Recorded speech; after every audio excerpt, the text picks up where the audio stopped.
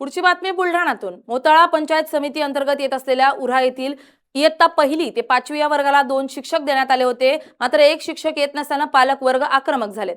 2 ते 3 वेळेस जिल्हा परिषदेचे शिक्षणाधिकारी यांना निवेदन देखील दिलं होतं, मात्र निवेदनाची दखल न घेतल्यानं आज बुलढाणा जिल्हा परिषदेच्या प्रांगणात विद्यार्थी आणि पालकांनी ठिय्या आंदोलन केलंय।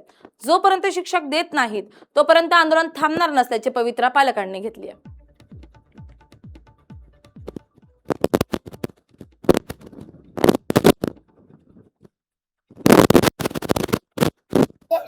आमच्या शाळेत 2 शिक्षक होते, पण आमच्या शाळेत एकच शिक्षक होता।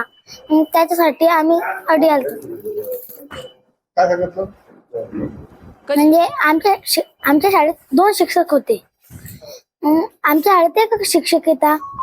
त्याच्यासाठी आम्ही इथे आलो। आमच्या इथं अगोदर 3 शिक्षक होते। आमच्या शाळेला म्हणजे चांगली परंपरा लागू आहे। आमच्या इथे नवोदयाला दरवर्षी 2-3 विद्यार्थी जायचे, पण आता काय झालं की त्यांची जे बदल्या झाल्या त्यावेळेस 3 शिक्षक आले, पण 3 शिक्षक आले पण मुळात फक्त रुजू झाले 3, त्यातले 2च येत होते आणि एक शिक्षक येत नव्हते मंगल वर्ष म्हणून। आता आमच्या इथे एक शिक्षक पट संख्या कमी झाले, तर हे दुसरे शिक्षक कंटिन्यू यायला पाहिजे, त्यासाठी आम्ही आज निवेदन द्यायला